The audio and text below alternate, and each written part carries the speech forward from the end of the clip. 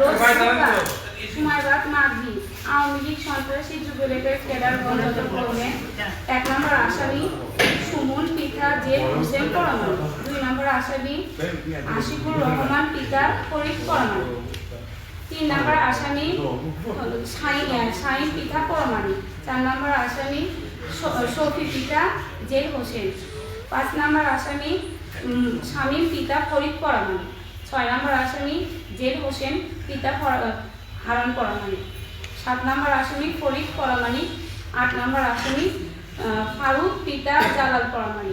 আসামিগণ বেআইনিভাবে চরধনুক এলাকার অধিদপ্তর বিস্তার করার জন্য চরধনুক এলাকায় সাধারণ মানুষগণকে খুন জখম অত্যাচার করতে থাকে। তৎপর তার প্রেক্ষাপটে মৃত আলামিন প্রতিবাদ করলে ঘটনার ওই তারিখে এই সময় আসামিগণ পূর্ব পরিকল্পনাভাবে দেশীয় অস্ত্র শস্ত্র সাজিয়ে সজ্জিত হয়ে ধারালো অস্ত্র ধারায় কুপিয়ে হত্যা করেন আমার স্বামীকে। তৎপর ওই হত্যাকাণ্ড নিয়ে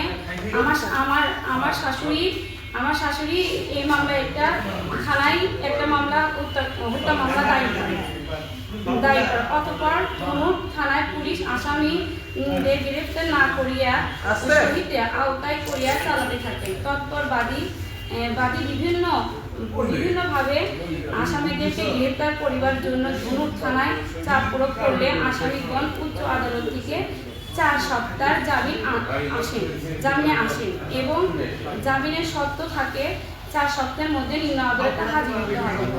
জামিনে আসার পর থেকে আমাদেরকে অনেকভাবে হুমকি দিচ্ছে, আমার শাশুড়িকে, আমাকে, আমার বাচ্চাকে নাকি ওরা মেরে ফেলবে। এই কথা বলতে গেলে থানাতে আমরা বলি যে আমাদেরকে এরকম বলবে, জিডিও আমরা করে আসছি একটা যে আমাদেরকে মেরে ফেলবে। ওখানে থেকে কোনো আমরা পাই নাই, কোনো সাপোর্ট পাইনি, আমাদেরকে জীবনের নিরাপত্তাও তারা আমাদেরকে দিচ্ছে না। তারপরে যখন আমরা বাসায় ফিরে আসলাম, ওনারা বললো যে ওনারা 4 সপ্তাহ জামিন করে আসছে, এটা আমরা কোনো উচ্চ আদালত থেকে জামিন করে আসছে, আমরা ওদেরকে ধরতে পারবো না। তারপর ওনাদের জামিন শেষ হয়ে গেল, আমরা থানা থেকে ওয়ারেন্ট বের করে উচ্চ আদালত থেকে আমরা ওয়ারেন্ট বের করে নিয়ে গেছি। ওয়ারেন্ট বের করে নিয়ে যাওয়ার পরে তারা মনে করেন যে ধরতেছে না, ওখানকার পুলিশেরা তাদেরকে বলে যে আমাদেরকে ওনারাই বলে যে আমাদেরকে দেখে দেয় যে আমরা কই থেকে দেখি, আমরা এমনি অসহায় দেখি, আমরা শুধু মাত্র আমার শাশুড়ি আর আমি, আমার সন্তান ছাড়া আমাদের কেউ নাই। এই জন্য আমরা আপনাদের কাছে আসছি, দেশের সবার কাছে আমরা অনুরোধ করতেছি যে এই আসামিগণকে ধরার একটা চেষ্টা করেন।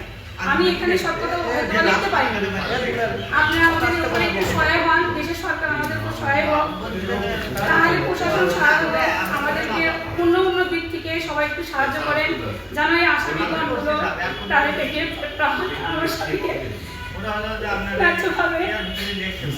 আমার স্বামীটাকে অন্তত জাস্টিস দিই। আমরা তো তুমি তিনটা মানুষ ছাড়া আমাদের আর পরিবারে কেউ নাই, শুধুমাত্র আমরা যাই দোকান থেকে আসি। আমার স্কুলে একটা ব্যবসা ছিল, এখন ওইটা আমারই দেখতে হচ্ছে। তারপরে ওরা রাস্তাঘাটে আমাকে অনেক টর্চার করতেছে যে